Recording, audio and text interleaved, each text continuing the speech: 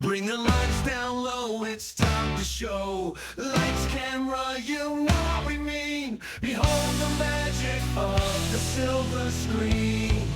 Some movies rock, some movies shock. They're powerful, alright. We cover them all on your favorite part. So many movies we can choose. Even when you win, you lose. Life moves pretty fast.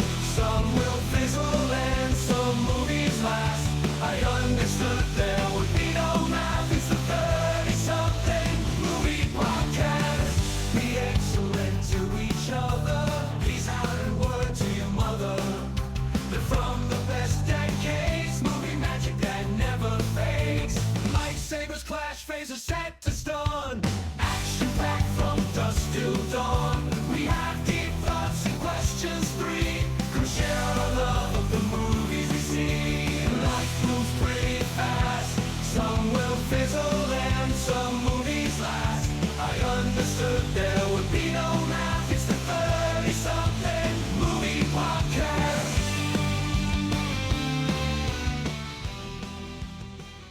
It is the 30-something movie podcast. This is a very special recording for us because we have got a very special guest with us who is from a very special, very different time zone. So this is the 30-something podcast before dark. And Jeff and Bo, I don't think I've ever seen you in this light before, and you look marvelous. Oh, well, thank you, John. It's different with the lights on, isn't it? It is. You don't have to lie, John. You really don't. But it's so early, Bo. I don't know what else to do. That's fair. No, that's fair. No. Well, the funny thing is that we have so many friends who do not work in the world of education. And when I tell them that even on Saturdays, sometimes I get up at 7:30 in the morning, they look at me like I've got lobsters crawling out of my ears. Yes. No, this is just wait, the day starts at probably like 7 o'clock in the morning. They're like, oh God, no. You get to sleep in that late? Yeah, sometimes. Wow. His kids are older than yours, Jeff. My kids are older. My alarm on work days, my alarm goes off at 5:15. Oh, mine does Me too. I don't get up at 5:15, but the alarm goes off. Got it. That makes sense. Yeah, I usually wake up about halfway to work, so just don't tell the other people on the road. When the coffee finally, it's when the first half of the coffee cup finally hits your bloodstream. You're like, oh, that's right. Yeah.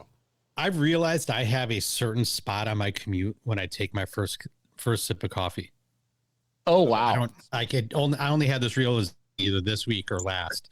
But I'm like, it always seems to be once I get to here is where I take my first sip of coffee. It's cooled off just enough that it's not too hot, and you can just. The driving's a bit easier because it's no longer on the expressway. Okay. So I don't know what it is, but I realize I have a certain stretch of road. Once I make it to that point, like, okay, let's have some coffee. I'm actually doing this. I'm really going to work. This is a point of no return. There's no turning. May as well get going. I can't just go home. So our very special guest is Patrick from Ireland. Patrick, how are you doing this morning? Very, very good. Thanks, John. Nice to be here. Well, I'm wide awake now. This is. I was going to say it's probably early afternoon for you. Awake. Yeah, you are probably all a little bit sheepish. Yeah. I'm ready. I'm halfway through the day. There you go. You're probably, let's see, it's a weekend. It's early afternoon. You've probably got some games on the TV. Yeah, that's what kind of delayed me by 5 minutes watching. My team lost, unfortunately. We won't talk about that. Yeah. I will say something a little bit disappointing that happened this week related to sports and actually related to Ireland is I just heard on the news maybe about a week ago that the Ireland rugby team and the New Zealand All Blacks were going to be playing at Soldier Field in November. Yeah. Seen that yet. And so I jumped on as quickly as I could, and I tried to get some pre-sale tickets for it, see if I could get a ticket for myself and my son. And I was able to jump on, and I saw the only tickets left in the first round of the pre-sale were up in the very, very top row of Soldier Field. And I thought, well, okay. That's a ways up there. They're not as bad as you think, but they're not I don't great. know. I don't know if John's heart can take the climb. If I can do it, he can do it. Yeah, I've gone with Bo before, and we can do it. It takes a couple of days, and you have to it stop. does. And you need an oxygen break about halfway up. There's Stop for snacks. Need some snacks and drinks. I think like roundabout row L, you have to like base camp and just like stop there for a day or two, and then just wait till the weather calms down up top. And you gotta hydrate. Exactly. It's like climbing Annapurna. Not to mention the mess from the pack mules as well. Exactly. Yeah, when you lose a couple of Sherpas along the way. I feel like Patrick's second guessing his decision to join us right now. Could be. And you thought we only acted this way when we recorded in the evening. No, Oh no. This is just what you get, baby. All day, every day. This is all us all the time. So unfortunately, I thought, you know what, I will wait because there's another pre-sale that's opening up tomorrow. So maybe I'll see if some other tickets open up there. The problem is I should have bought the nosebleed tickets that were, $75 on the very, very top row, because they opened up a new round of tickets the next day, and they were about $160 a piece. And then I was like, no, well, the general sale is happening tomorrow morning at 10 a.m. Maybe let's see if they open up another round of stuff for us, general plebeians. And so I waited, 10 a.m., logged on, and the tickets at that point were somewhere between $300 and $1,100 a piece. Dang. And so then I informed my eldest child. I was like, well, son, we're going to be watching the Ireland-New Zealand rugby game on TV, is what we're going to be doing. Yes. I think if you leave it a while and go on StubHub, you'll get it. That's why anytime I'm in the States looking for it, you'll always get ones fairly cheap coming close to the time or just before. And it's just everything has gone so expensive though, isn't it? And I go to the States probably once a year. I'm actually going to Texas this year with a friend. Nice. He works for one of your. I probably shouldn't say this because after the Luigi incident, but he works for an one of your big insurance companies, and he goes to their thing every year. And this year it's in Texas. His other half won't go, so I'm always just +1 on a free trip to the States every year. So, San Antonio this year. I'm looking forward to it, but I just find now everything's just gone so expensive since COVID. It's just really, and like you're wanting to take your son, so even if you paid $150, that's $300. Then you get food, and it's an expensive day out. Yeah. Well, so if you need as a surprise to no one, I've got another Disney trip coming up in a month. Oh yeah. And there's eight of us in our group this time. Okay. Boy. And I mean, talk about expensive. Holy buckets. Yeah. Just what we've had to pay just to be able to walk into the park, let alone everything else that's coming our way. The fast passes and the food and the hotel, like it's out of control, but yet we still stupidly pay because somehow we still love it. So you just need to take the kids to the park, have them stand in a central location, and just say, "Okay, kids, look around, breathe it in. Now just stand here for the rest of the day." Yeah, like we're not going to do anything. And we're going. Thank you for coming. I hope you had a good time. This is the guided tour. Don't touch anything. I did the Q-skip in Universal in LA there about 3-4 years ago. It was $1,100 for 4 of us for the day, and I remember looking up the Orlando one was a fair bit cheaper. I don't know why LA, because it wasn't that good. The rides weren't great, I thought they were kind of more for kids. It was all indoor rides mostly, all 4D, where you're getting thrown around and getting sprayed, and I just thought it wasn't great, and I just thought for over $1,000 for one day, it was just really not worth the money, And then obviously the food is outrageous expensive as well, and everything else. But people always give it about Disneyland. Apparently it's extortionate now, isn't it? You'd know. I don't think I'd ever go. Universal's got a new park opening up in May down in Florida called Epic Universe, and they've got five new lands, each with a number of new rides. One of them that I'm really excited to see is, we're not going, but I want to say it's Dark Universe. And it's based all on the old Universal monster movies. Oh yeah, I remember hearing about that. Cool. It looks incredible, and they've got one of the restaurants. I don't remember the name of it, but it's got the windmill from Frankenstein, and it catches on fire while it's rotating. Oh, it's I've seen video. It's an incredible effect. They put some money in it, don't they? There's something about put that much money in and research into that detail. The whole place is just going to be amazing. There's something about fire and flame effects that are just freaking cool. I went and saw Trans-Siberian Orchestra live for the first time this year, and I'll be darned if that every time they lit something on fire, it wasn't like, Yeah. I don't know what it is, but fire's cool, man. That was Thank God you never made the fire brigade, Bob. that was the first time we went to I think my wife and I and her mom went to a Chicago Rush arena football game. Okay. And we had never been to one before, and we walk in and take our seats, and the game starts up, and they just start just shooting fire everywhere inside that place, and I'm like, okay, this is football. Like, this is good stuff. Like, more flames, more better, according to Pat. But no, it was fun stuff. So, Patrick, when you go to Texas, you said you're going to San Antonio. Yeah. Okay. All right. Has your friend ever been to Texas? Have they ever been to San Antonio? No. Okay. No. If when they announced it was Texas, all the Americans all looked very disappointed. We were really happy, you know. Oh, because it was in last year. It was in where was it last year? I do forget every year where we bloody are. Like Palm Springs one year, and I think it was in Palm Springs, and everybody was just they announced. Oh, sorry, it was in Miami, and they announced next year's conference is San Antonio, and we were like really happy, you know. And it was like everybody, the Americans looked so disappointed. Oh God, I'd much rather go to San Antonio than Miami. Yeah, right. Yeah.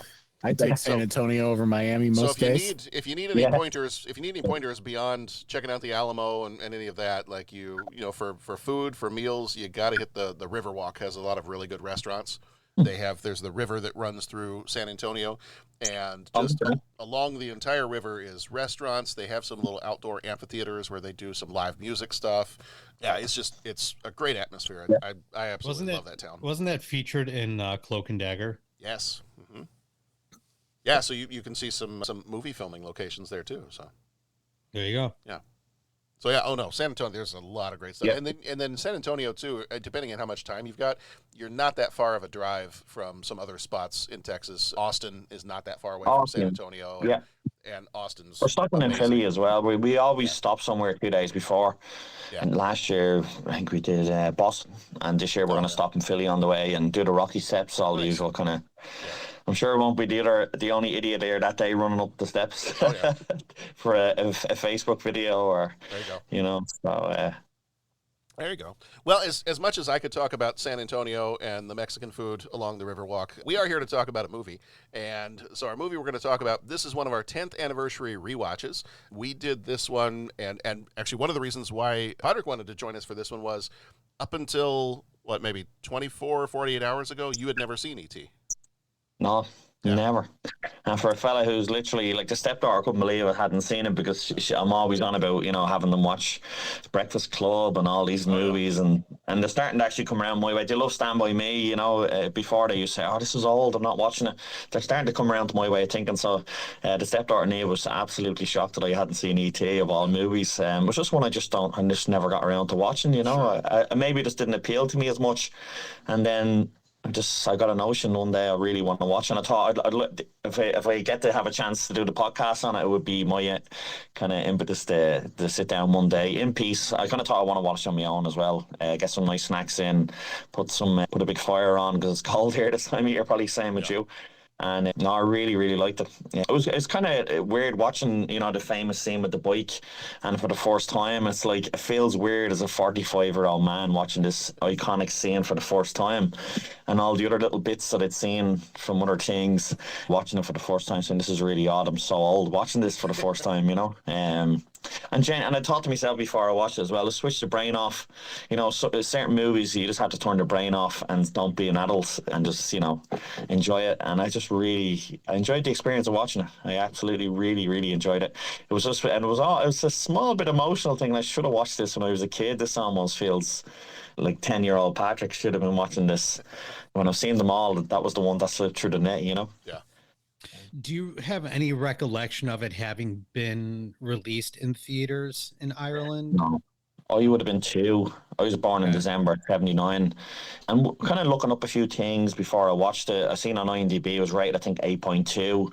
And you find that movies that old generally don't get that higher rating on IMDb. To be movies that I've been seeing, that's definitely an 8.5, and I look and it's 6.7. I think because, IMDb is in existence where there's movies from the 80s people wouldn't have seen on the cinema, and it's always better in the cinema, so it doesn't get as high a rating. But E.T. got a really high rating. That's when I was thinking I'm in for a treat with this movie. I'm gonna gonna enjoy this, put the fire on, get the lights out, and make sure it kind of has me undivided attention. But no, and that's what I was going to say to you earlier, Jeff. Movies in Ireland were always released after. When I was a kid, Right. you lived in England, John. You probably remember this. It could be out in December in the States. It would be out in March in Ireland, sometimes later.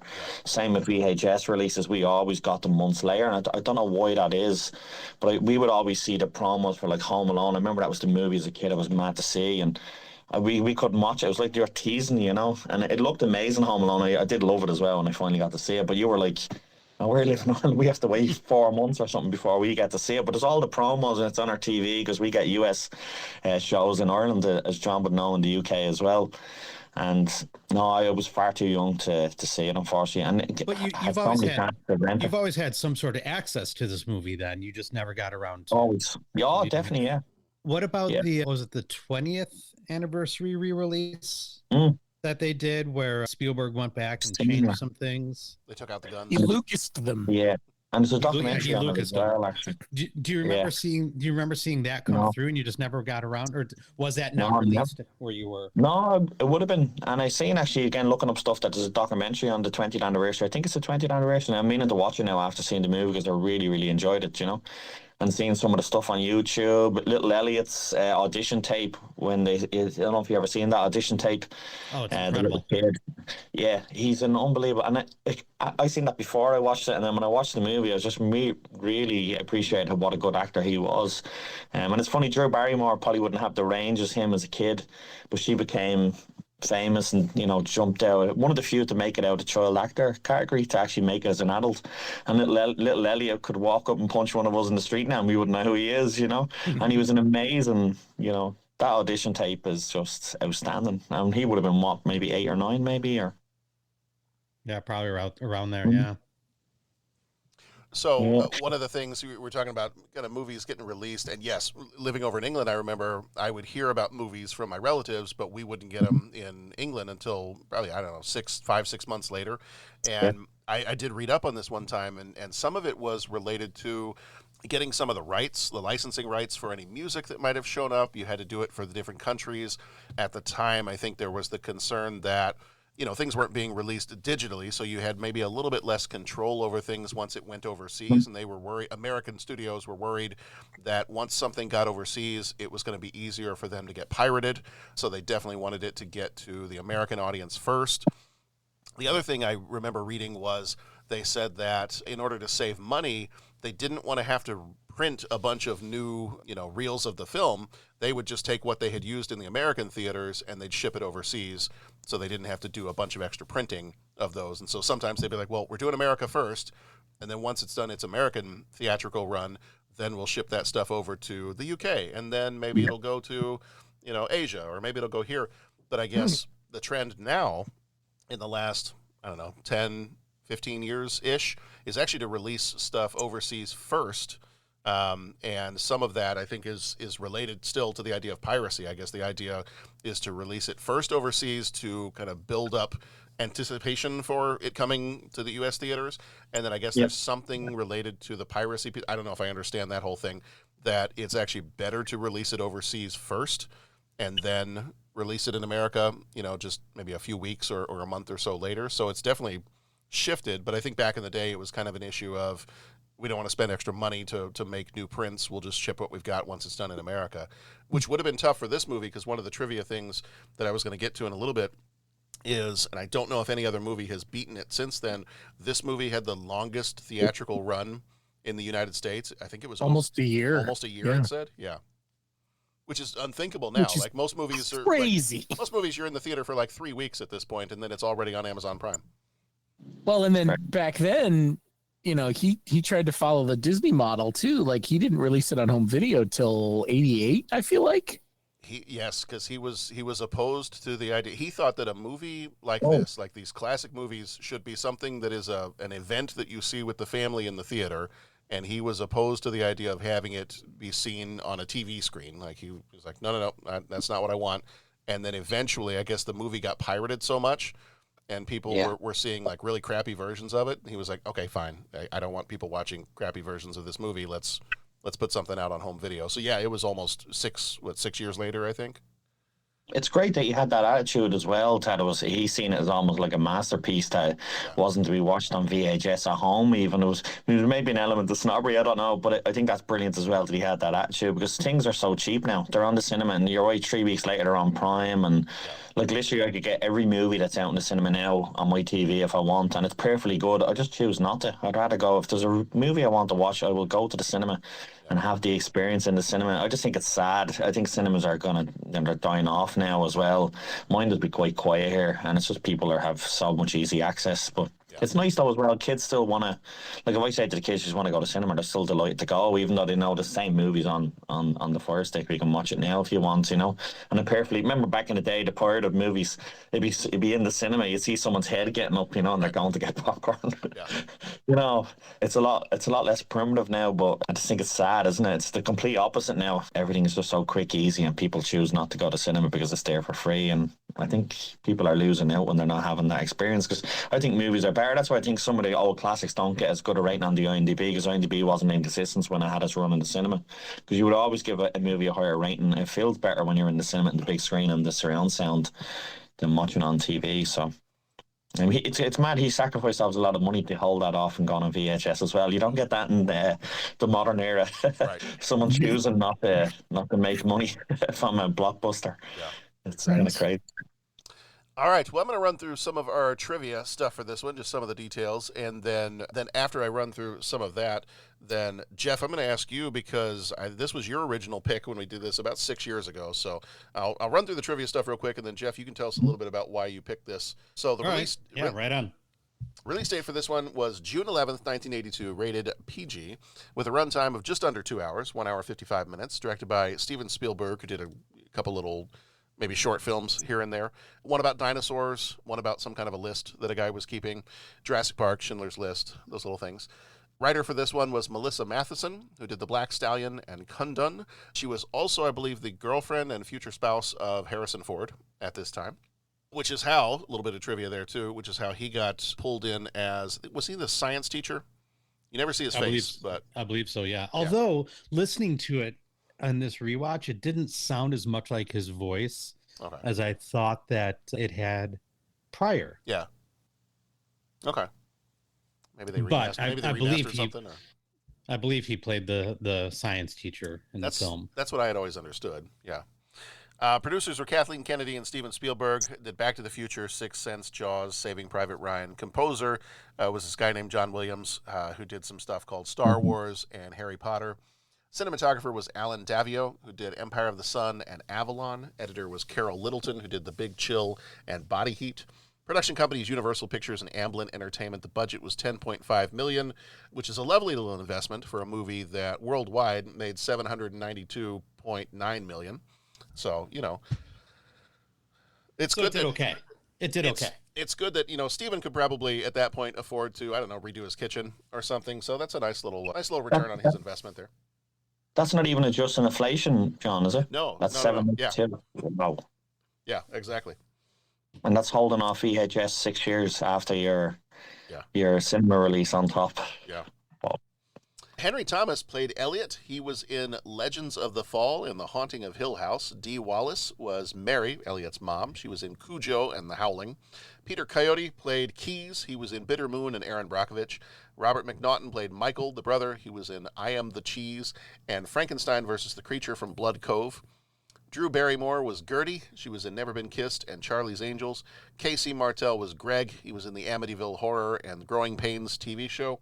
Sean Fry was Steve. He was in Toy Soldiers and Funny People.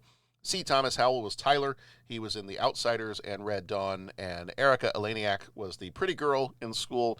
She was in the Baywatch TV series and the movie Under Siege. All right, let's see. Before I get to some of this other trivia stuff, Jeff, why don't you tell us a little bit about when you picked this one? We did this one back in 2019. And when you picked this one, I think we were just going through and saying, hey, are there any movies that we haven't covered yet that would be good ones to hit? We've got some extra spots in the schedule. And what made you jump on this one? Well, there were a couple of things. One, I know that, first off, it's a great film, and it's always worth revisiting and discussing. Two, I know that when Patrick wanted to join us previously, he wanted to just to do this movie, and we had already I might have been more recent, or we hadn't gotten the idea of revisiting anything. Like, we already did this one, so I wanted to really get a sense and hear from someone that had never seen it before. But I also wanted to start a conversation, and we kind of got into this in our Toy Story episode a couple weeks ago about, how do you choose when to share movies you love with the next generation, right? I mean, and this was one that's always been on my list of, wanting to show my kids and being very excited to share my passion of this movie in particular with my kids. But how do you find that sweet spot of time and that right age to be able to ensure they'll get something out of it? Maybe not the deep love that I've grown to have for this film, but at least something where they're not like, well, yeah, all right, that was a movie. Mm-hmm. So yeah, just kind of that conversation, more generally speaking, of, how would you guys, those with children, how do you go about deciding when to start showing and sharing some of the films you loved with other people? Maybe not just kids, but just with other people in general, trying to not oversell it, but still, get your own passion across. So, hopefully they'll get something out of the experience. So that was kind of my impetus for, those reasons, kind of my impetus for picking this one. I will say just, and we may dive into this even more a little bit later. I will say one of the things for me about when do I show my kids a particular movie versus maybe when did I see it? And I try to think back to, I don't know, I should ask my mom. I don't know that they were ever very intentional about when I saw a particular movie. And I think sometimes when I saw some of these movies as a kid, it was at a very young age. And myself as a parent, I look at that and I go, okay, well, but they're not really going to get much out of it. Like you said, Jeff, I'm like, well, what? They're not going to get much out of it if they're too young. It was a little bit like our family does not go to Disney as much as, Jeff, your family does. And so my thought was, this may be a one and done thing, or we may go a couple of times. So when is the best time? If I'm going to go to Disney World once with my family, when do I go? Like what? Because when I went the first time as a kid, I was 10, but my siblings were 7 and 2. And so did my 2-year-old sibling get as much out of it as I did? No, because they fell asleep with a hot dog in their hand, and that's how they spent the entire day at Disney World.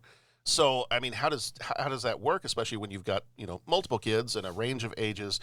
And I was trying to think back to it, and I was like, you know what? I don't know. I can't imagine that my parents were, maybe they were, but they weren't sitting there thinking, gosh, when do I show him this? I think, and I'm not saying this in a way to dog on my parents at all, but I sometimes think it was, okay, we got stuff we got to do. We've got this VHS tape. Pop it in the VCR. Let him watch it. Or it's on TV. But were your parents as into film as you are? Or we are. My dad right? was. Where it would carry that extra level of being special and wanting it to be just that perfect moment that you envision, right? Because the last thing I want is to wait too long and my kids be like, oh, Dad's on another movie bender. Here we go, watching another one of his old movies. Like, honestly, I think it was because my dad loved movies, and I really honestly think that he just put movies on he wanted to watch. And then I would stumble into the room and be like, "Oh, what's this?" And I'll tell you, that is probably one of the reasons why. And I don't have it here with me; it's still upstairs. Why I was so excited to get my 4K copy of the theatrical cut of Amadeus in the mail the other day, because so you mentioned I did, yes, and I think that's why it seems really weird. But why on God's green earth would a 5 or 6-year-old love Amadeus that much? Like, I can't imagine I was sitting there going, "Ooh, Dad, show me this movie." I think it was because my dad loved the movie, and he would watch it, I don't want to say regularly, but I remember watching it a lot growing up as a kid, which is weird for a movie that has an intermission. You don't tend to think of watching those pretty regularly. But I remember watching it, and I remember watching it with him. But I don't know that he was specifically thinking, when do I show my 6-year-old Amadeus? I think he had it on, and I just happened to walk through the room, and it organically turned into man, this is a great movie, or my dad really likes this, maybe I like it too. And I don't remember. I very much so have thought through the when do I show my kids something. But as a kid, I feel like there's so many movies I saw either accidentally or when I wasn't supposed to, and that might have been some of my enjoyment was, I saw Nightmare on Elm Street way before I was old enough to see Nightmare on Elm Street. That's why this movie is so cool. I think, and I showed it to my kids at one point, and they're like, "This movie's goofy." I was like, "Well, okay, but we were scared a lot easier back in the '80s, so." But it was terrifying as a kid. But they're not getting that same feeling, and I'm wondering, is it because their dad is showing it to them as opposed to they get to like be the teenager and sneak around and be like, "Oh, they don't know I'm watching this." Right, This kind of finding it organically. Right. So part of me thinks that it may be that. Like I may never have, because there have been some times where I've shown my kids a movie and they don't react the way I hope. And they don't react the way that I hope. And I'm like, oh, well, that's disappointing. Yeah. I really thought they'd enjoy Blazing Saddles. And that's one of the reasons why I put Who Framed Roger Rabbit on our list to talk about at a later time as well. But I've kind of held back from showing it to my kids because I've realized that given everything that they have access to watching now, they're not going to have it's not going to have the wow factor of how the heck did they pull that off the way that I did, right? And that intrigue that made me want to go to the theater more than once to go see it. So I'm like, for them, it's just going to be a movie with lesser effects than what they're used to. But that's going to be a conversation for another movie. Sure. But I also want to mention what you said about Amadeus and why kind of walking in while your dad was watching it. That's my story with Field of Dreams. Is when I was about 10, 12 years old, I walked in, my dad had it on TV, and I just sat down next to him and started watching it. Yeah. Knowing nothing about it. Right. So yeah, I definitely get that. But and I understand what you're saying about, maybe trying to make things a bit more organic and not, just, I don't know. It was definitely on my mind. Again, that's one of the big reasons why I chose this movie to talk about again, is just to start this conversation of how do we go about sharing these specific movies we love with other people without overselling it or making it feel as though it's a chore for other people to have to watch as opposed to being interested to watch. Yeah. Patrick, what say you? There's a lot of stuff John said there really kind of resonated. But his father, obviously, had a father who grew up where he worked in a film studio and all that sort of stuff, and he was into the Western movies. And as a kid, special effects were starting to take off in the 80s. So the old 80s movies where they get shot and you don't see any blood in the hole of their chests, and it's quite poor in terms of what I was getting used to as a kid growing up in the 80s and 90s. So I kind of feel always the time, it was just something John was saying there. I was thinking, it was on my father's third anniversary there a few days ago, and I was thinking, I feel really bad because I wish now, I'm a bit older now, and I used to talk about on the set of that show Bewitched and the Monkeys, and then he'd go on about the Westerns, and I'd think, oh, here he goes again. And he'd bored the crap out of me, to be honest, as a kid.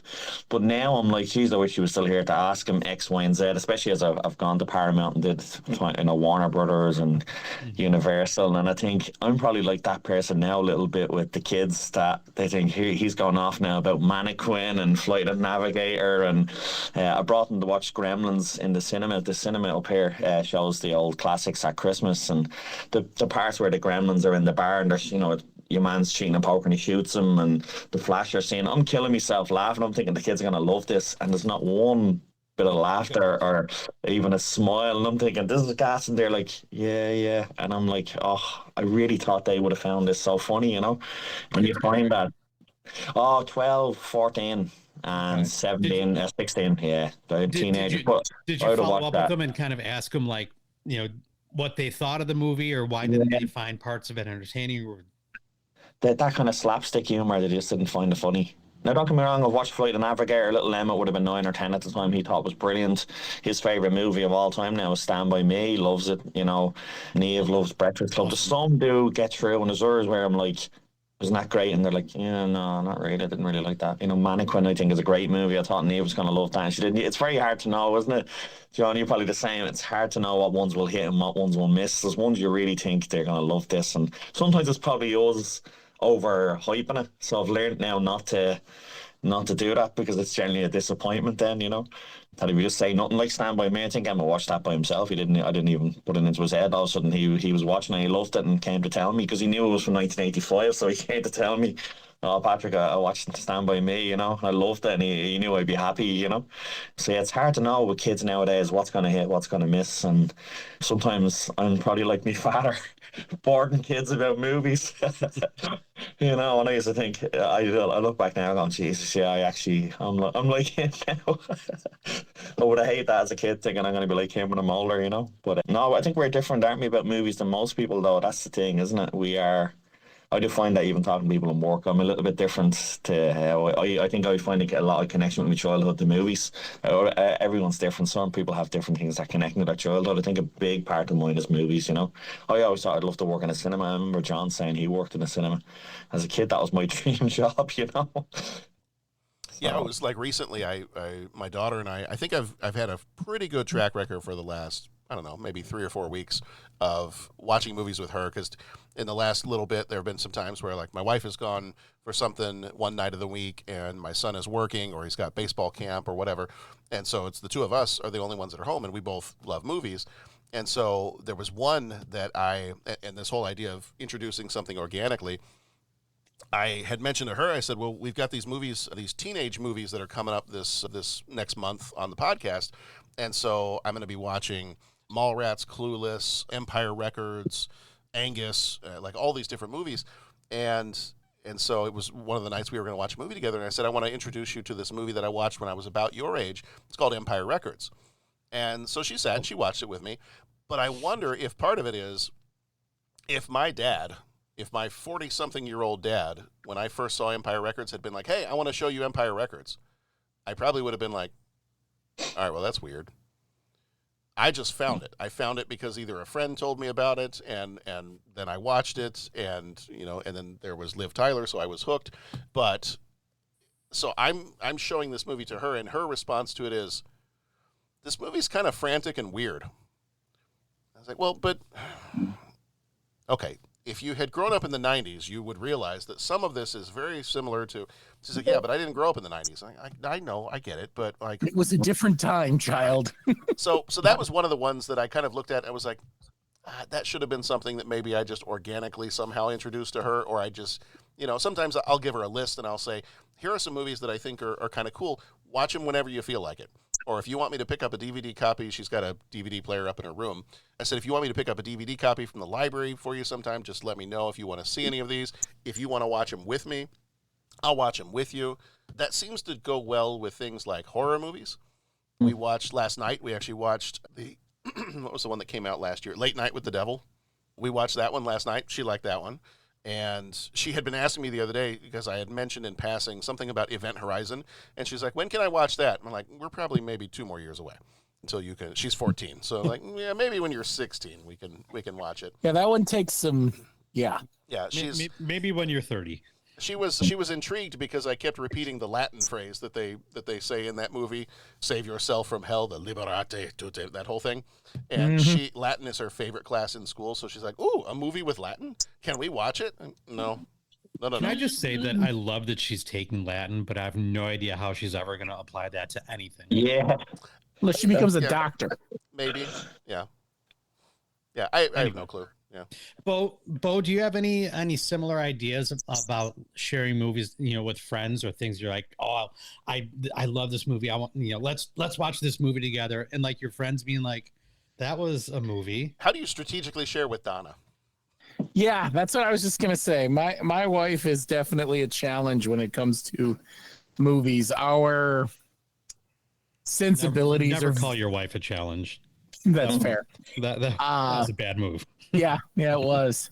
Our sensibilities are different when it comes to movies. She is definitely more of a rom-com comedy person, not a big horror film fan. Although, while she's not a big horror film fan, I think she's seen like 3 or 4 Saw movies, so I can't really reconcile all of that.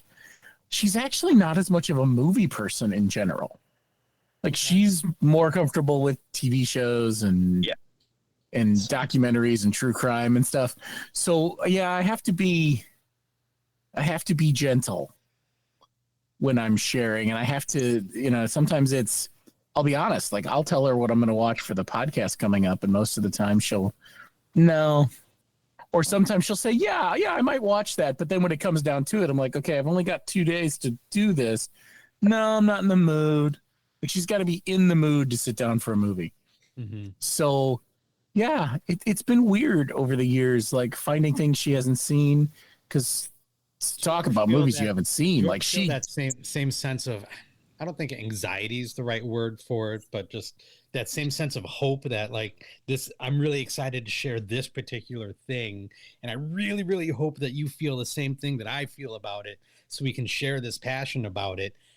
Like, do you get that sense ever trying to? Oh yeah, I mean, John's been involved in a few text threads where I've been trying to decide what to show her, because we do this thing on New Year's Eve where each one of us picks a movie that the other one probably would never have watched, and we make them watch it. And so every year, I have one time slot to make this in. So I watch The Room. No, I spent a lot of time agonizing over that choice. And I think, Jeff, I might have even tapped you in on some of it, because my next, not this year, but I think starting next year, I'm going to start hitting some Miyazaki, because I want her to explore that. And she's really resistant because animated is not her deal. Like she doesn't like cartoons. She doesn't like. I need a moment. I know. Where do you begin with Miyazaki? Holy cow. I'm going to need some time to. Right. Well, I tell you what, if Donna runs away, then you can invite Jeff over. Exactly. Yes. I will come cuddle with you on New Year's Eve and watch Miyazaki films. I'm leaning towards Spirited Away only because she has a passing knowledge of it, because our cousin's daughter loves it. And so she's seen bits and pieces when we've been over there, and she's like, so I might do that. So she finally has seen the whole movie. Okay. And then that's a great one. That is a great one. I'm wondering if there might be a better choice to kind of ease her into the style a little bit. I really want her to like Totoro, so I'm trying to like Totoro would be, I feel like, a little bit easier. Maybe I think of the pig one. Yeah. Roscoe? Yeah. Howl's Moving Castle, I think, might be a bit too much. Mm-hmm. I mean, you say animated pig, and I go straight to Black Cauldron, and that's not even the right thing. No. Princess Mononoke is really good. Do you know what I meant to ask, lads? I don't know if all you have kids, but what would be the 80s movies that your kids connected with the most? Like I say, little Emma just absolutely loves Stand By Me. Neve loves Breakfast Club as much as any modern day movie. What would be the one movie your kids would have really connected with in the 80s period now? My kids have seen very few films. I mean, my kids are younger, right? They're 7, 5.5, and 2.5. Yeah. Okay. So that's why I'm asking the question, because I'm at this really interesting moment in life where that juncture, really start rolling these things out in a really fun way. Ghostbusters. They enjoyed Ghostbusters. There we go. Quite a bit. They enjoy. I mean, overall, at the time, they enjoyed E.T. They were making E.T. pictures and hanging them up around the house. And nice. My oldest really got into the music. He's a huge John Williams fan, and like he sat down with my wife and I to watch the John Williams documentary. I might watch Disney Plus, because like he's a huge fan of music. Both my older boys are really into music. So we haven't got like other movies on it, like Roger Rabbit's still on the list at some point. Raiders of the Lost Ark is on the list. I'm trying to find the sweet spot to do that. Goonies is on the list. Trying to find that fine line between like, is there anything in this movie that I don't want them to see or hear? Right. Go be repeating on the bus or in the hallway at school, or is there anything that might be just a little bit too intense, a little bit too like my middle child a couple of years ago, I showed my older two Dumbo, the animated Dumbo movie, and emotionally broke my younger child, because like I was explaining the film as it went on, and it got to the scene where the Baby Mine song comes on, and I'm going to explain it like, well, right now it's showing all of these these mommy animals with their baby animals, and they all get to cuddle. And Dumbo doesn't get to do that because his mom was put in an animal jail for trying to protect him. So the most she can do is just reach her trunk through the bars and just trying to hold him a little bit that way. And man, Mikey might have been like 3 at the time. The heaving sobs that were coming out of him at that moment, he was so broken by the fact that Dumbo could not be with his mom and his mom could not be with Dumbo. Like, I was like, I really got to rethink my strategy here, because I was not expecting to have a therapy session during the showing of Dumbo. I think for my kids, some of the ones that they've really connected with have been times where if they've done a kind of a rerun thing in the movie theater, we've had a chance to go. So I took my son to go see, and he was probably, I don't know, maybe 9 or 10 at the time. We went to go see Raiders of the Lost Ark. Actually, it was at a movie theater near you, Jeff. It was, I think, in Elk Grove Village. Oh, yeah, that's right down the street from my house. Thanks for the phone call. I appreciate it. Yeah, you're welcome. I mean, it was like, 10 years ago, but that's okay. We were still friends then. We were. We were just starting a podcast then. I don't know. There might have been some. Maybe I was mad at you that week. I don't know. Oh, yeah, that's fair. I don't know. It might be.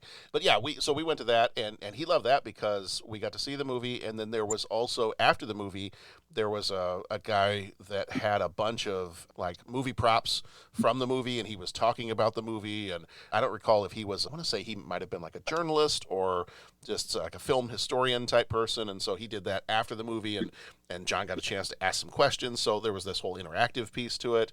We went to go see, when they re-released Back to the Future 2 on the date that it would have been released, the date that it takes place in 2015. He and I went to go see that in the theater. I think Star Wars a couple of times when they've put Star Wars back out in the theaters, we've had a chance to go see that. Star Trek 2, when that one came back out in theaters, we saw that one together. So I think some of the ones, because right now, it kind of ebbs and flows. I think right now, if you asked him, he'd probably say one of the Star Wars movies. My daughter, in terms of an 80s movie, she's a little bit more of a 90s kid right now. She's on a big kick of 90s music and 90s movies and everything else. Knowing your daughter, that makes more sense than anything. It fits, yeah. It really does. Yeah. I never thought about it, but that might explain why Donna and her seem to connect, because Donna's kind of a 90s girl too. That's interesting. Yeah, she's very much into the 90s right now. So anytime we're driving in the car together, if I can pull together some kind of a playlist of here's what was on the radio when I was roughly your age in the 90s. Mm-hmm. Empire Records is a great soundtrack for her to listen to. Yes. Yeah. So that's why I told her, I said, even if you think the movie's a little weird, go pull up the soundtrack. Listen to the soundtrack. You'll enjoy it. Oh, I owned that soundtrack. That was good. Yeah. Let us know how she feels about watching Clueless. I bet she would really dig that one. She enjoyed. She watched it without me. She did enjoy Clueless. I did. She asked about Mallrats, and I said maybe in another couple of years. Yeah, Mallrats has some stuff that let's wait for. Yeah, that Kevin Smith guy. He doesn't hide stuff, does he? No. No. I said, if you really need to see the sailboat, I'll get you one of those magic eye pictures, and we'll do that, but. You really can get caught out watching movies with kids as well. Like, do you know Doc Hollywood with Michael J. Fox? Oh, yeah. Yeah. Really great movie. Thought it was fine. Emmett was 10 or 11 at the time. There's a scene where a lady comes out of a lake in full frontal nudity. My other half was looking absolutely aghast. Emmett didn't know where to look. God love him. And I thought, sometimes you watch a movie, you might get a bit of boob or something. It was full, everything. Oh, yeah. That was Doc Hollywood. That was a good scene. Oh, she was like, eyes of Whoopsie. Red on her. What are you doing having it? I thought that really caught me, and you can get you probably had that watching movies with your parents. You feel like you want the ground to open. You know, a boob scene, and your parents are there. Like, my father was born in the 30s and my mother in the 40s, and you'd be watching a movie and you'd have a scene. And you just don't know where to look, And I remember looking at Emma going, I can identify with you now that he's like, what's going on? He didn't know where to look. God love him. I had to obviously fast forward through, and I was like, I had to promise the other half, no, I'm nearly 100% there's nothing like that. I couldn't believe that was in a movie like that, Doc Hollywood. I didn't think I had to worry about full frontal, Well, and it's amazing, like, you can see a movie 10 times. And scenes like that, as an Yeah. adult, you don't even register. You forget that it's Yeah. there, Mhm. you know? Bar Or, times in Ridgemount High. That's the there's a scene in that. None of us Uh-huh. forget. Oh, yeah. Other than that, though, I agree with you. You can forget. The scene in which every red male Oh. fell in love with Phoebe Cates. yeah. Oh, And I will say, to your point, Bo, there have been a couple people at work that, and not because my recommendations have not been good, but they've asked me when it gets to be like October and Halloween time, they know I like horror movies, so they ask me for recommendations, and I've given them recommendations, but now I'm not sure they'll listen to any of my recommendations because they'll say, okay, I want this kind of movie, but I don't like gory stuff. And in my mind, I'm thinking, oh, this movie's great. You should watch this one. It's very psychological. But then I completely forget that there may be a scene where someone is just completely gutted from stem to stern. And it just, in my mind, it doesn't register. And they come Yep. back after watching the movie and be like, I told you I didn't want anything gory. I saw like full frontal intestines. Like, that's not what I wanted. I'm like, I'm sorry, I completely forgot. I might be a little Wait, desensitized. you mean there's gore in Army of Darkness? now What are you talking about? yeah, you know. Yeah, I mean that's one of my biggest concerns about watching, some older movies with my kids is like, what am I forgetting? Right. Is it so I really I don't want to watch the movie again. Like, 'cause if it's a movie I haven't seen in a while, I'd like to watch it like kind of going into it, not remembering everything, but at the same time, I feel like I really need to think about like, is there anything in particular? Like, I don't want to miss anything so that like all of a sudden, somebody's arm gets ripped off, and I'm like, oh, sorry, let's go talk to your therapist tomorrow about that. When I do want to show something to the kids, and it's maybe R-rated, and with the kids being the age they are now, like there's some R-rated movies. In my mind, I try to distinguish. Like when I lived over in England, they distinguished R movies between 15 and 18, and so 15, but their ratings were like, what was it? It was U for Universal, which is like our G. I think there was PG, there was 12, 15, 18, and then whatever it was past 18. And then, so 12 was like your PG-13. And then if it was an R-rated movie that didn't have any nudity in it and the profanity was mostly fairly, mild or not a ton of it, and there wasn't just a ton of gore, but it still was kind of rated R, that would be a 15. The minute you introduced nudity, sex, anything like that, it immediately jumped to an 18. So sometimes when I go looking for movies, because, the kids being 14 and a half and 17 years old at this point, I'm like, okay, well, we can watch some R-rated movies, but I still want to be careful about, is this a 15R or is it an 18R? And so I'll just IMDb. I used to use Common Sense Media, but now I think you got to pay for their stuff. IMDb has that parent suggestions section. I go to that nearly every time when it's going to be an R-rated movie. I'll look it up real fast and be like, okay, can we watch this together without feeling very awkward? Yes. Okay. Can we watch this one with oh God, no. Okay. No, children, this is a great movie for you to watch without me in 3 years. Here you go. Well, that was Life of Brian 2 weeks ago. I was like, okay, we're going to sit and we're going to watch this together. There is a scene where there is full frontal female and male nudity. It's very, very quick, but that's okay. We're going to watch it. It's going to be fine. And she's like, okay. I said, but the thing is, the movie has Latin in it, so I think you're going to ignore everything else. And she's like, oh, Latin. Yeah, sure. So it was okay. But yeah, just kind of have to carefully pick and choose some of the stuff. But she didn't appreciate that it was only a model.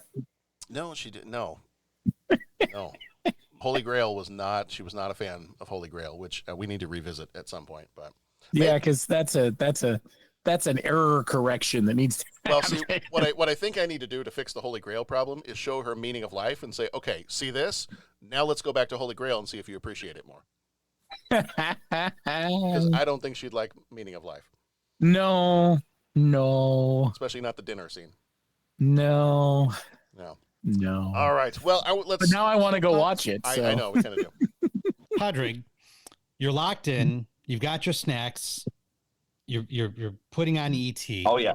You watch it through for the first time. You enjoyed it. You said So you really enjoyed it. Oh, I really like that.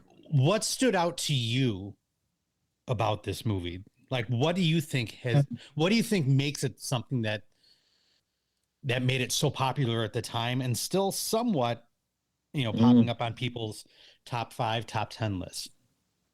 It's hard to say. I think one, as I was saying earlier, I'm a big fan of Elliot. I think he carried that movie. He's a fantastic actor. I just love the innocence of the movie. Those 80s kind of stories. There's no small. It's just a good innocent story that just carries through the whole time. There's not one lull in the movie where you get slightly bit bored.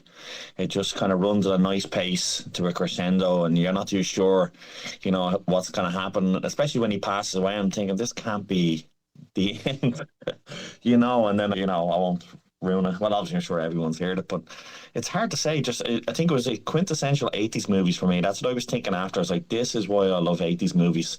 There's no smut. It's all about the storyline. It's all about the characters and their development within the story. And I just don't think they make movies like that anymore. But it's hard to pick one thing to say why it's people's top 5. I'd probably be better answering that if I'd watched it as a kid and now watching it again as an adult. Mm-hmm. It's hard to, because there's no getting away from it. Although I say, I thought I'm turning the brain off here. This is a kid's movie, but I'm going to turn the brain off. But it's hard to completely turn it off because you're still 45 years of age. But I just think it's just a quintessential movie. Steven Spielberg, I don't know how he didn't win some, so he never won an Oscar for it. He didn't win an Oscar for about 20 years after that, wasn't it? I think. I just wish they made movies like that now. And even now I'm always looking for stuff in the cinema. There's nothing to watch anymore. You know the same. It's they just don't make them like that anymore, and I don't think you even have the same actors like that anymore. Yeah. Spoilers for ET, everybody. I know. Was ET's death? Was ET's death the most shocking part? Did you find that to be the most shocking part, or the? Didn't expect it. Is there any particular scene that really stood out to you that you were just like, wow, I can't believe they did that in this movie, or they pulled that off in this movie? Anything that? I think the death scene, that was the one that kind of hit me that I really, really wasn't expecting that. And I was thinking, how does this come about now? Because I'm sure I've seen little clips, the end scene where he's getting back on the spaceship. And it's just funny seeing the spaceship because it's so bloody archaic looking, but it's just intergalactic spaceship. It's quite funny, again, if you made a movie now that you wouldn't have that kind of rudimentary looking spaceship that looks like it wouldn't be able to get to San Antonio, never mind into the into an atmosphere, other than that, though, no, just good fun. I just think it was very funny as well. I think E.T. dressed up as a woman was part of that. I was just killing myself laughing. It's just the innocence of the movie. Just very simple humor. Just good fun. Again, you can turn the brain off and have a laugh to yourself, tune into your huntles. It's just brilliant. And it never won an Oscar at all, did it not? John, you'd know. Did it not make any Oscar nominations? Or it won? John Williams won for the score, I believe. Oh, he won, yeah. And I'm trying to remember if there were any. I know for a fact that was the one, but it lost out to Gandhi, I think, for Best Picture. Mm-hmm. And actually, one of the trivia things I read was was it Richard Attenborough had even said, I actually wish E.T. would have won because I think that's a masterpiece of a film. So even the guy that won Best Picture was like, well, I think that one actually should have won Best Picture. So that tells you something. It's not the type of movie that would win an Oscar normally. That'll tell you how good the movie is as well. It's these kind of kids, kind of comedy movies. They're not normally even in the nomination. So that'll tell you what an absolutely fantastic movie it is. So they even came second, Yeah. So opening this up to everybody, then, what is it about this movie that would appeal to, and even back when it came out, that would appeal to adults to the point where it would be an Oscar contender? Right, because it's very much geared towards children. Patrick, like you said, the story is simple, right? There's not a lot that you have to contemplate, not a lot you have to put together. It's geared and designed to be a story that kids can follow and appreciate. Mm-hmm. So, what do you think it is about this movie?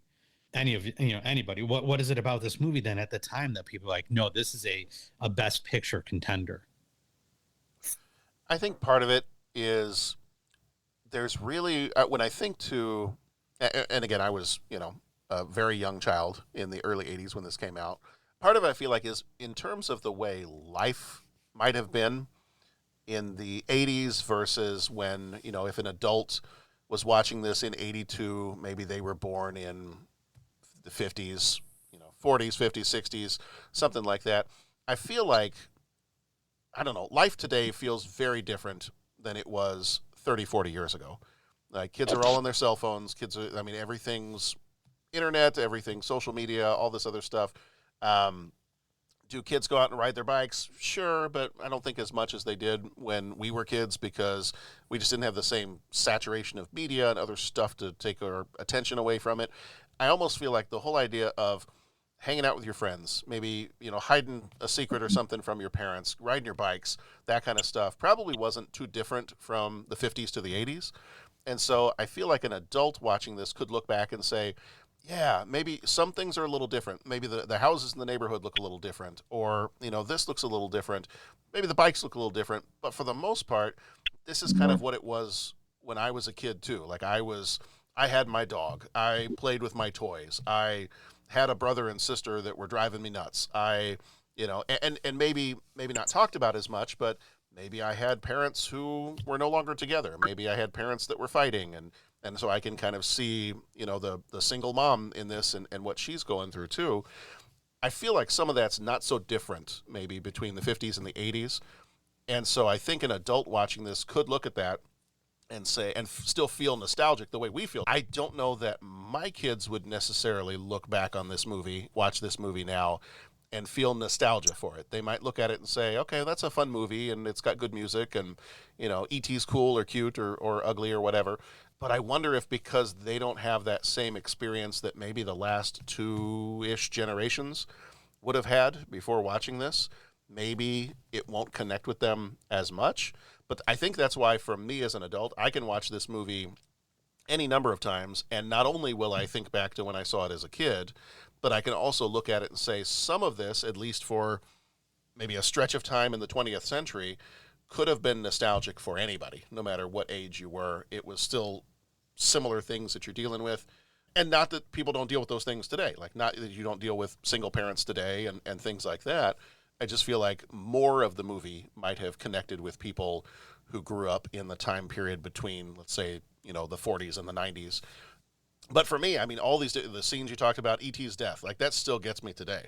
I've seen this movie, I don't even know how many times, and every time E.T. dies, the room gets extra dusty, and I don't know what's going on, but I gotta do a little bit more cleaning because something gets in my eye. I will tell you, I did mention my sister hates E.T., so she will not watch this movie, but if we ever talk about it, when we talk about the scene where E.T. dies and they zip him up in those bags, she sounds like the kid at the end of The Karate Kid. Put him in a body bag! Yeah, she's excited when E.T. dies. So she's like, yeah, the movie should have just ended right there. Like, keep those wilty flowers, and yeah. But I have problems now. I know. So no, I think whenever I watch this, even as an adult, I think back to watching it as a child, but then I also appreciate the things that I pick up on now. Like, I pick up even just the facial expressions of the mom. Even if she doesn't say something, I can watch some of those scenes and think, man, she's kind of torn up here. I didn't pick up on that as a kid, like what the mom's going through.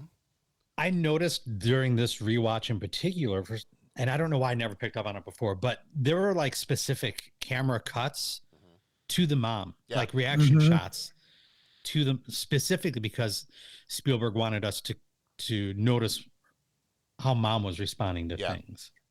And I never picked up on how often or how many of those shots there were in the movie before. I don't have any follow-up to that. I just happened to notice it a lot more during this rewatch than I have prior. Yeah, I noticed the scene where when he taunts the other kid across the table and she's like trying to shut him down, but she's laughing at him. And I read a little bit of trivia that was sort of something that just happened in filming and they kept it. But like, that's a weird scene, right? The mom has, and I don't know if that's being a kid I didn't notice, and being an adult now we did. But yeah, she's got some interesting stuff going on. You're going to tell me you're sitting across the table from your siblings and you yell at one of them and call them penis breath, and somebody at the table's not going to start laughing? Yeah, but it's usually not mom. Oh, well, that's true. I think is what I'm saying. I'm not sure I could call my brother penis breath without laughing.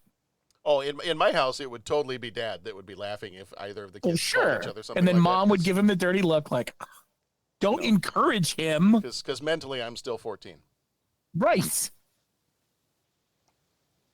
Yeah, it was, and she's got that moment where she's talking to the, oh God, I can't remember who she's talking to, but she's talking about how they've recently separated and how it's affecting the kids, like just things like that I didn't notice before because it didn't register with me. I was watching for other things, I guess. There's so many shots that you don't pick up of its time too. Yeah. Right, because you didn't, at the time you didn't openly talk about right parents separating.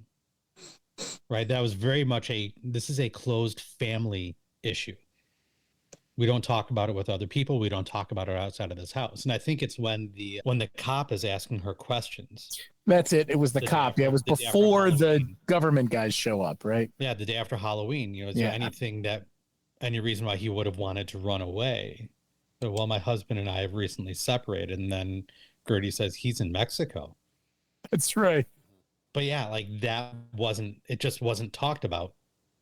And I think one of the things I really love about this movie is that it's, Gertie is quite a bit younger than the others. Elliot is kind of starting to reach that age, and of course his older brother is beyond that age, of where you start to kind of see the world for what it is, and you lose a little bit of like that childlike wonder, and you start to lose maybe, to quote the Breakfast Club, a little bit of your heart dies, but you start to lose a little bit of that childlike magic and mystery that makes up the world when you're younger.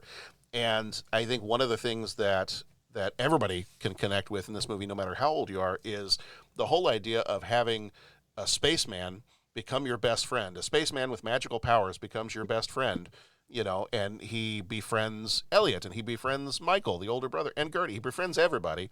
And the idea being that you don't have to lose that innocence or that childlike wonder. It may be a little different, as you get older, but that's one of the things I think everybody can connect with on this movie is the wonder is not gone.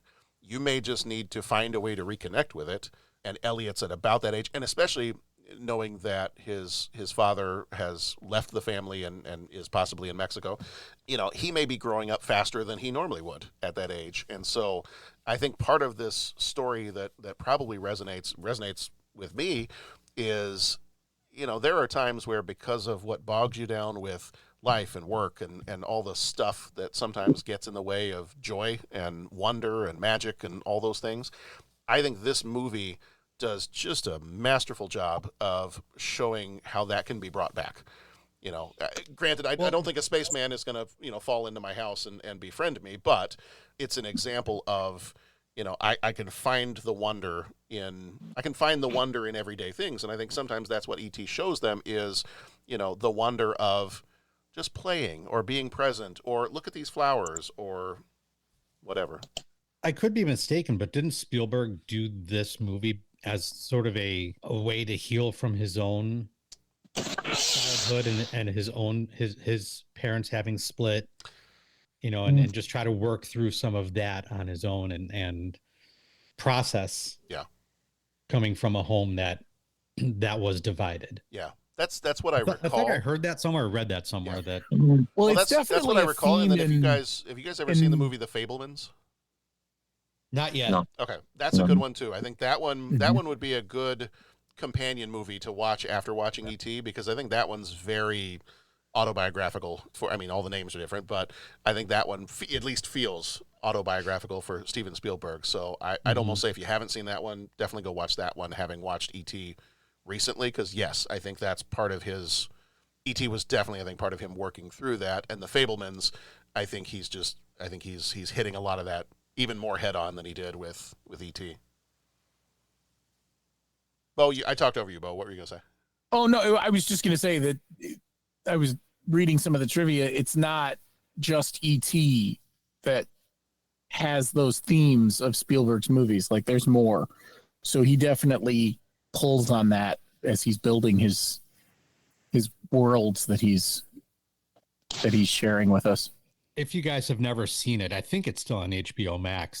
The Steven Spielberg documentary, all about his upbringing. Oh, it's brilliant. It's so good. I've watched it a couple of times. It's just so very interesting about his youth and how he grew up, and his use of movie making. Maybe that's where I heard the talk or the explanation that E.T. was kind of his working through some of his own childhood. But yeah, I would fully recommend watching. I think might just be called Spielberg, and I know it was an HBO documentary, so it's probably on Max right now. But it's bump it high on the list to get to that, and the John Williams one. Which, Padraig, I want to hear your thoughts on the score. Yeah. Of ET and the use of music in this particular film. What say you about how well crafted John Williams' score was? No, he's brilliant. And even one of my favorite movies is Home Alone. And I remember reading that if you take away the music from Home Alone, it's actually not that good a movie. That the kind of soundtrack really, really made it. And I can actually imagine reading that thinking, yeah, God, if you take away that movie, it would take away a lot of the magic from it. It's a fantastic soundtrack. Home Alone, probably my favorite movie soundtrack of all time. And E.T., Indiana Jones. It's amazing what music can add to a movie, A lot of time you would never think like that, would you? You would think, the movie's the movie. But I remember reading that they played the Home Alone movie to audiences without the music. It didn't score too good. People didn't like it, And then you add that lovely soundtrack, and John Williams makes it comes alive. And it's fantastic. Same with Indiana Jones, Star Wars as well. I've actually never seen Star Wars, would you believe? I've just no interest in Star Wars, John. I know you're a massive fan. A lot of you are. But again, I would know the soundtrack. It's been nice having you. Thanks for coming. It's crazy, I know. It was one that never appealed to me. I'm not into sci-fi at all, really, One of the things that I enjoy about John Williams' music in this movie in particular, and again, I mean, I know he does this in any movie he scores, but how well he scored it in a way that a child can understand the impact of the music. Yeah. Right. Especially at the end when, the music stops for E.T. to say, "I'll be right here." Mm-hmm. And just how in tune, no pun intended, how in tune he was with the heart of the story and the importance of that moment to make sure I'm not going to include anything that's going to distract from this. This is it, right? It's the memory. It's telling young people when you're in a situation when you don't have access to the people you want to have access to. It's the memory that's important. That's going to keep that connection, whether it's a divorce or separation or a death. They're all up here. Yeah. Listening audience, I'm pointing to my head. Like it's, and the fact that John Williams was smart enough to say, for this 15 seconds, I'm not going to put any music. I'm going to let that line resonate. And then come back in with a sweeping, almost fanfare to accentuate, like, there it is. That's the whole point. It's just, it speaks so well to the genius of how he understood music and the use of music in movies. Yeah. It's my favorite John Williams soundtrack of all time. As much as I really, really dig the Jurassic Park soundtrack, and even going back, even listening to the from top to bottom, Jurassic Park or Raiders, there's something about the E.T. soundtrack that just is a whole other level for me when I listen to it. And I think as I'm talking through it right now, I think it's because recognizing how well he understood when to use and not use music for this movie. Mm-hmm. And the last 15 minutes, the bike chase, when the five of them are on the bikes, and they're being chased by the cops, and they're cut off here, cut off there, but they just keep going. The music just keeps building. It's a total build up. Yeah. Again, to that moment of, well, here's the simplicity of it. I'll be right here. Yeah. Right. And then I don't know. I'm just going to keep rambling. So I'm going to stop talking about the music, because I could go on forever about this particular score. I think one of the things John Williams does really well is, like, there are certain scores I will listen to. I'm a huge James Horner fan, but there are certain scores I can listen to, and I'm listening to the song, and I can picture exactly what's happening in that moment as I'm listening. If I'm just listening, I can picture exactly what's happening. I think John Williams also does that so well, because I can do that for Star Wars, probably because I've seen it so many times. I can do it for Raiders. I can do it for Jurassic Park. This one in particular, too. If the music comes on and I have no visuals in front of me, I can almost picture the movie in my mind. Not every composer I'm able to do that with, like a Hans Zimmer or Howard Shore or somebody like that. And that's not a knock on them, but there's just something about how John Williams' music matches up with the visuals and what's going on in the story, that nearly every score of his that I listen to, I can almost picture the entire movie in my mind as I'm listening. And you talk about the bike scene, I'm thinking about the scene where they're being chased in the van. Like, a lot of the different scenes, some of the first times that E.T. is using his powers to move things around, the music swells at all the right times, and it's it's an awesome soundtrack. It is absolutely an awesome soundtrack, and it's up there for me too. Like, I think Star Wars may always be one of my favorites, but E.T. is very easily probably top 3 John Williams for me. Yeah, it's just the music is, I don't know, the music just seems to, I don't know, for some reason it seems to just transcend other pieces of movie music that I've heard. There's just something, and I can't really describe what it is. There's something very special about it. Yeah. Patrick, I have a final question for you.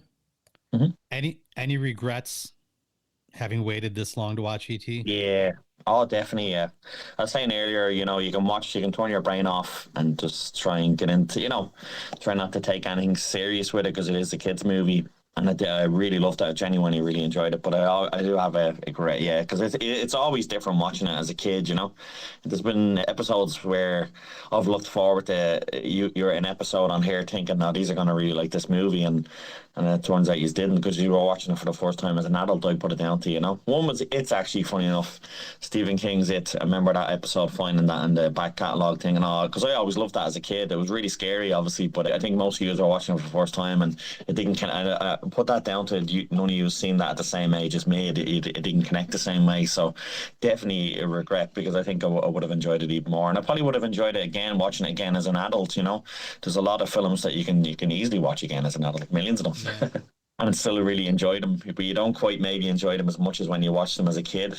So definitely seeing this and really enjoying it as an adult, I regret massively that, because I used to go to the movie store all the time, and that's what I spent on my pocket money was renting movies. That's how much I was into them as a kid. So how I never picked up BT when it was such a blockbuster, And I only seen the Goonies when I was 18. That was another one that slipped through the net. I watched that as an adult, and I really regret not watching that as a kid, So no, massive regret. I think I would have enjoyed it. I would have absolutely loved it as a kid. It would have been one of my favourite movies as a kid if I had watched it, And I'd deprived myself of that joy, How soon before you watch it again?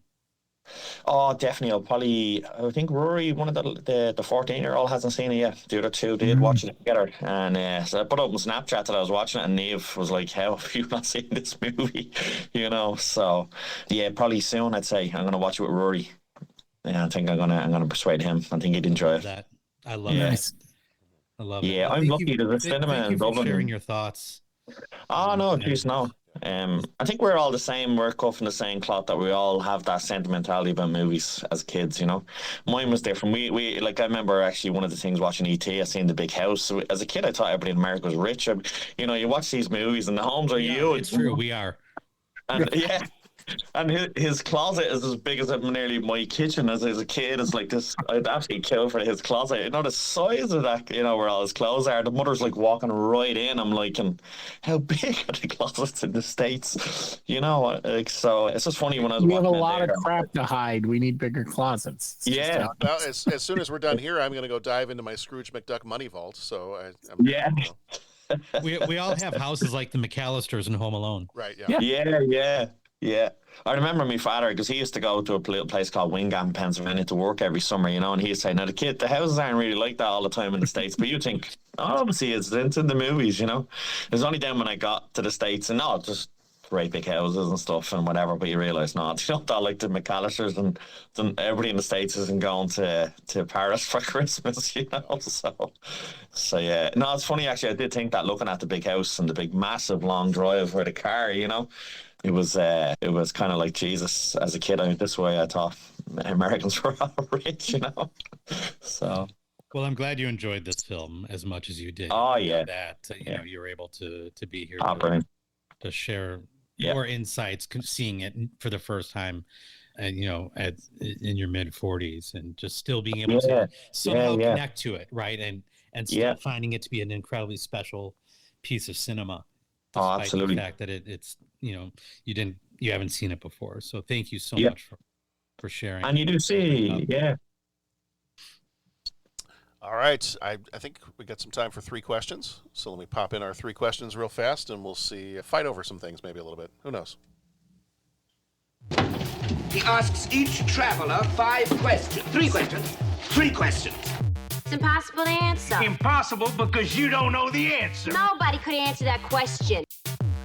I want to ask you a bunch of questions. I want to have them answered immediately.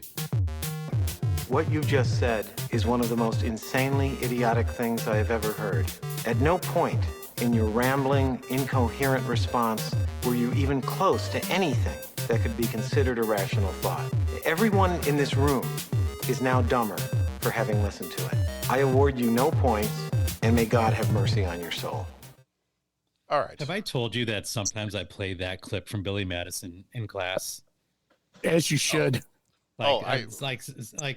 Sometimes a student just goes on and on about something. And I'll just like, hold on, and I'll pull up the clip and I'll just play that and just tell the kids, no, don't say anything, don't laugh yet. I've got 3 clips that I use in my rotation. Okay. That's one of them. I have a notes document on my phone that has links to just probably 3 dozen different YouTube videos, and they are all. It's the notes document is called "My Response to Everything," and it's just when I need to respond with a movie quote, and it's better if someone hears it from the actual voice of the actor themselves. Then I have to pull that out. The one I used a lot there for a stretch of time was King Arthur saying, "You make me sad." The best thing though is when it's not when I say it. It's when maybe we're you know in the kitchen getting things ready for dinner, and the kids are playfully arguing with each other, or one of the kids says something a little off color, and then the rest of the room just goes silent and stares at them, and then it's my daughter who will then say, You make me sad. "You know what you just said is the most insanely idiotic thing I have ever heard." Thank you. Good It's a job. proud moment. You've Good learned. kid. I've raised one of them right. One of my other go-tos is, and Jason and Jeff will get a kick out of this. It's from a Frasier episode where he's on his radio show and he's hearing somebody talk about whatever. And, you know, at Cornell University, they've got something called the blah, blah, blah telescope. And this telescope is so powerful that it can break down and see the atom, the very infinitesimal building block of life. If I were using that telescope right now, I could not locate my interest in your problem. Nice. I like that one. All right. So question number 1, as a kid or as an adult, did you ever try to MacGyver some kind of invention in the same way that E.T. put together his transmitter? Not successfully. Which, according to the trivia, apparently was a working transmitter. It would, in theory, work, yeah. So, yeah. So as a kid or as an adult, have you ever tried to MacGyver your way into some kind of invention, same way that E.T. put together his transmitter? I think mine was more like Rube Goldberg type stuff, I tried to do some of that as a kid. It never worked very well. but nothing electronic. I wasn't that gifted No. Yeah. constructing things. It was more, Simple coil of wire type stuff. You know, nothing too fancy. No. Freddie, my other half, if she was here now, would agree. I'm one of the worst. I couldn't change a plug. I'm woeful with the anything DIY. So MacGyver on the antithesis to MacGyver, complete opposite. I think at one point in time, nothing mechanical, so nothing that had any like moving parts or anything. But as a kid, we had a kind of a small to medium-sized tree in the backyard, so it was just big enough that I, as a 5 or 6-year-old, could climb up into it. But being a big Star Wars fan, I always thought the scene where they swing across the chasm was very fun. So I tried to MacGyver my own little kind of grappling hook one time. A lot of bruises, no successful swings. Oh, well. So thankfully That nothing happens. broken, but yeah, grappling hook. Just your ego. Just my ego. Yeah. All right, question number 2: Reese's Pieces or M&Ms? Yes. Reese's Pieces. The sandwiches didn't stick out for me, so I'd have to say M&Ms. I can't remember the sandwiches. What were they? What was on them? Reese's Pieces. It's instead of straight chocolate, it's got peanut butter in it too. Peanut butter. Oh, it's an You American would thing. think because I'm a huge peanut butter cup fan, Uh-huh. Mm-hmm. I would say Reese's Pieces, but I'm actually going to say M&Ms between the two of them. I'm going to say I prefer M&Ms over Reese's Pieces, but Now you show up with some peanut butter cups. you show up with I'm some just peanut gonna- butter M&Ms, and I'm in. Okay. There you go. I'm gonna crush those things. Every year for Halloween, I tell my students, I write it up on the board for homework. No homework per se, but I do enjoy peanut butter cups. There you go. And the following morning, or next couple of days after Halloween, I get gallon Ziploc bags filled with peanut butter cups that I just put in my desk drawer, and it'll last me almost rest of the school. December, At least a week. right? But yeah, between Pieces and M&Ms, I go M&Ms. Yeah. So the funny, I think depending on the situation, as a kid I would have said Reese's Pieces. I think it depends on the M&M. I'm probably a little bit bigger fan of the peanut M&Ms, but the peanut butter M&Ms too. I might even sometimes take those. Give me a peanut butter M&M, and I'm in. Yeah. I can pound one of those family size bags in one movie. The trivia about this one is Reese's Pieces skyrocketed. Their sales skyrocketed because of this. M&Ms originally they were approached to be the product that was going to be used in the movie, and in the And they said novelization, no. yeah, in the novelization, I think it still says M&Ms. They said no because they worried ET was too ugly and it would scare children, and so okay. And then there's a rumor, like the rumor goes even deeper, where they wanted money to be used. Oh, really?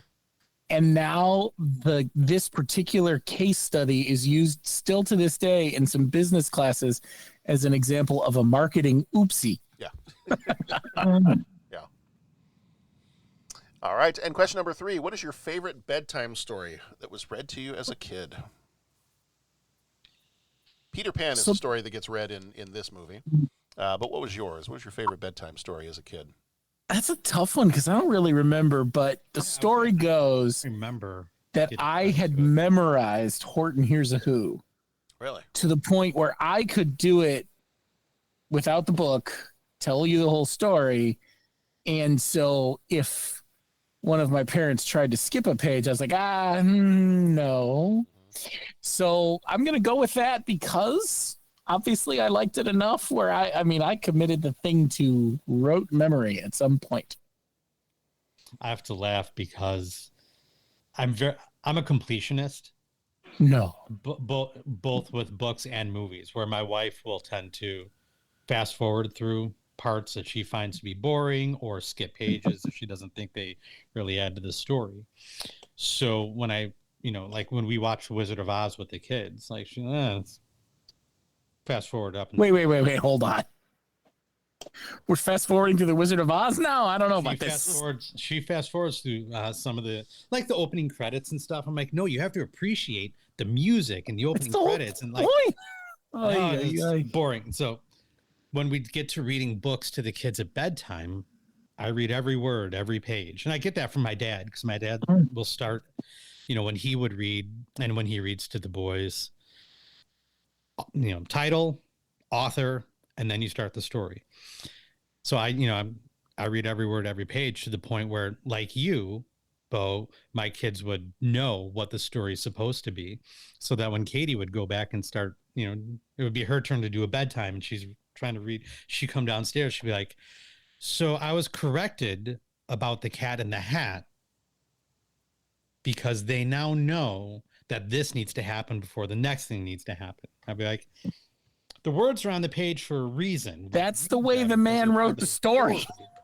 Don't get mad at me because you don't, Go talk to that Theodore Geisel character and you guys work it out and let me know what you come up with." Tell him you don't like his writing. Don't tell me you find it boring. Right? But yeah, it became a thing for us, like, a stack of books that she reads to the kids and a stack of books that I read to the kids.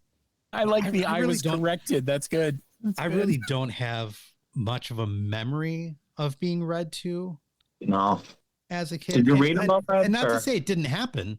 I'm sure it happened. Both my parents were teachers. I'm very sure that it happened, that I was read to. I just don't really have any recollection of being read to. I think some of those of us that started reading ourselves at a young age might not have that memory of being read to, because at least back in the day, the prevailing theories were, once the kid can read their own story, let them. Yeah. Now you read a lot more about my own reading. Yeah. Now you read a lot more about how reading aloud to someone is good even as they get older. Like, gosh, back then. When I've got the energy, I love reading to my kids. Yeah. It's just at bedtime, it's very hard to find the energy to totally muster up reading anything because I'm ready to be done. But I mean, it's interesting.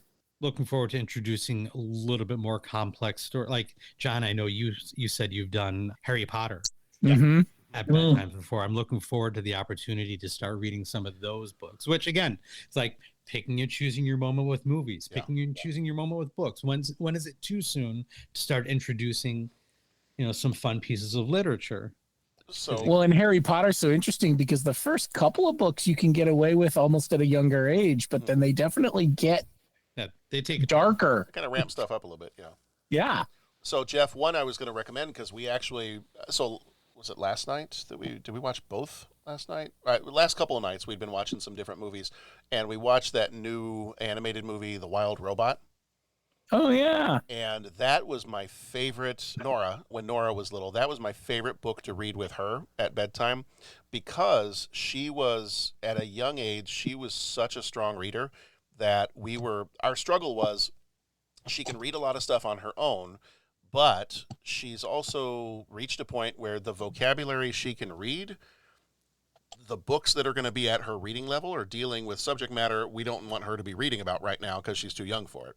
So that was the problem we'd run into is, well, crap, what do we do? Like, what do we get for her? Because she's not a teenager, and I don't necessarily want her reading about teenage stuff yet, but that's where she's at reading level-wise, and I loved those Wild Robot books.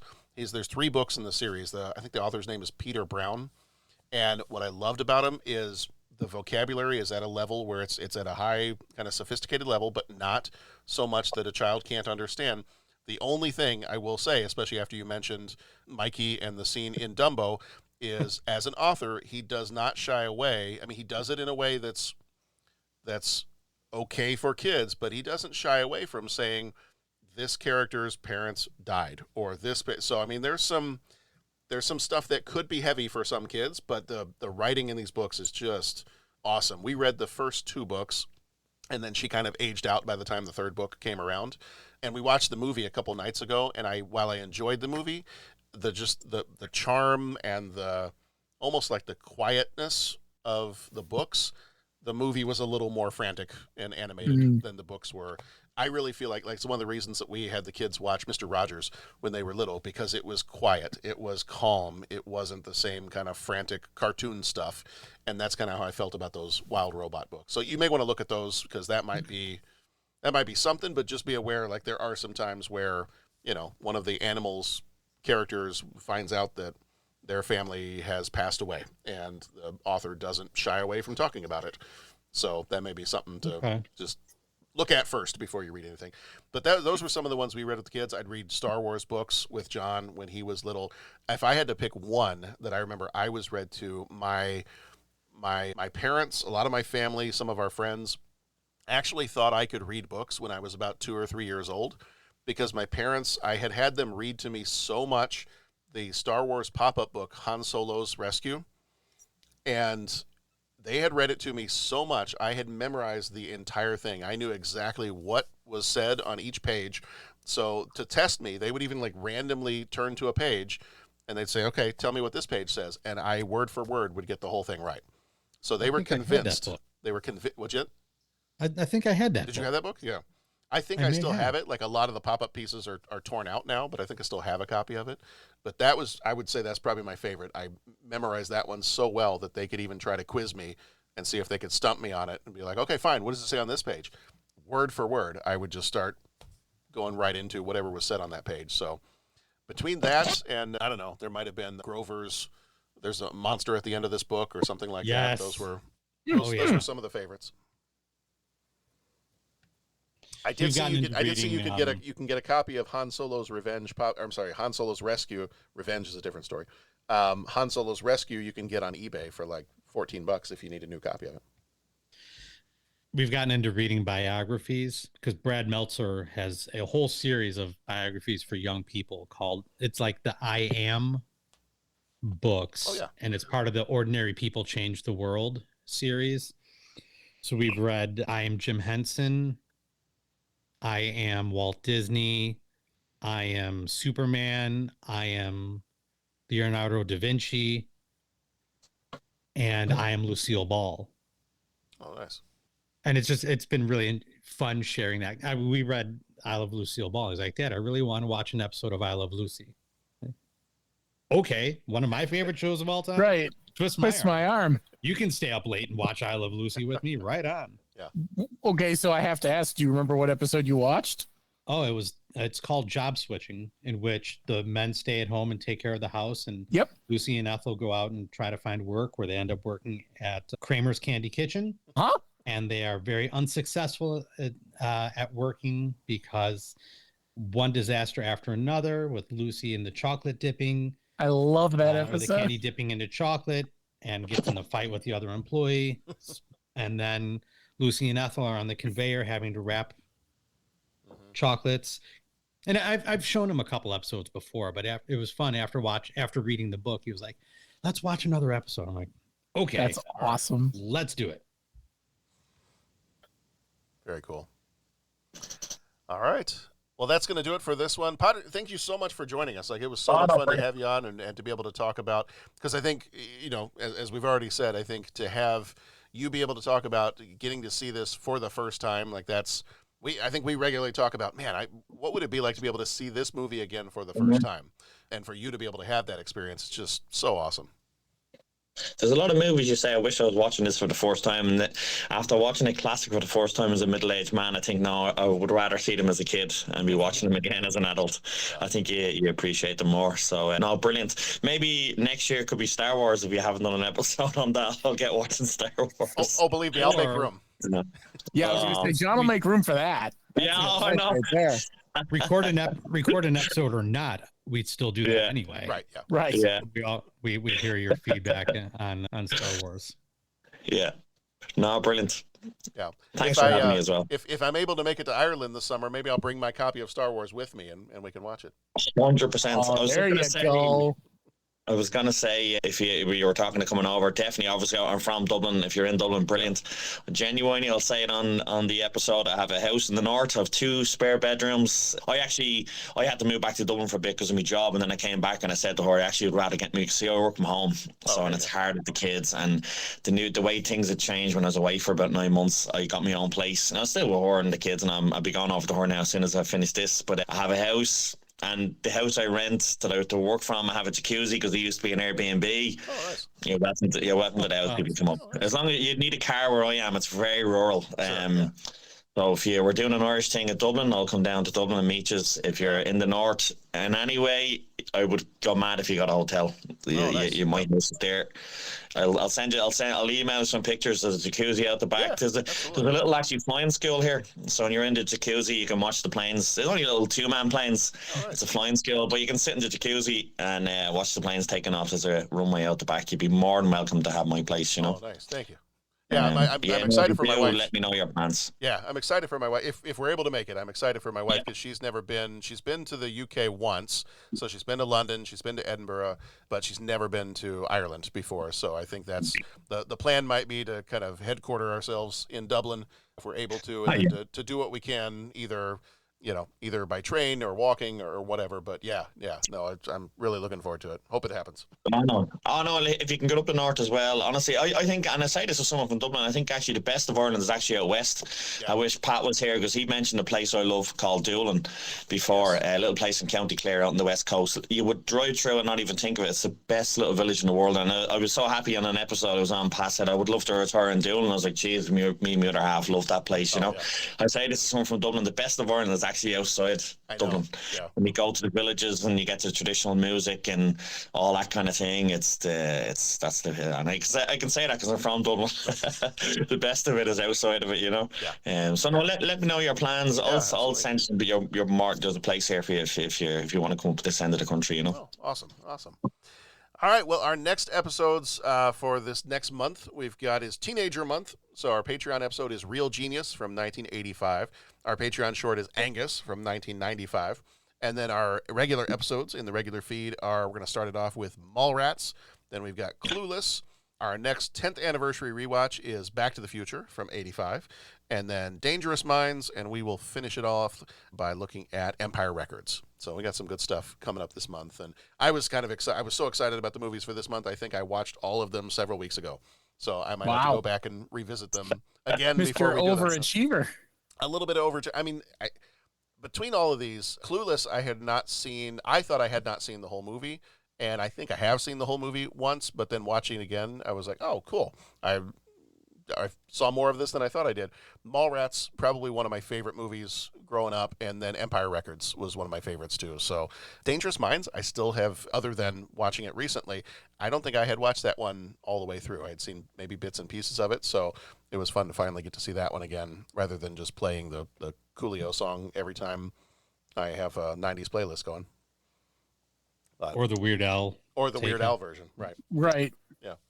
All right, that's going to do it. So thank you, Patrick. Thank you, Jeff. Bo, it's so good to have everybody here. And John. Thank you, John. Always a good time talking movies. Everybody, be excellent to each other. Go watch some good movies. And go watch this one. Go watch E.T., especially if you haven't seen it before. And we'll see you back here next time. Bring the lights down low, it's time to show. Lights, camera, you know what we mean. Behold the magic of the silver screen. Some movies rock, some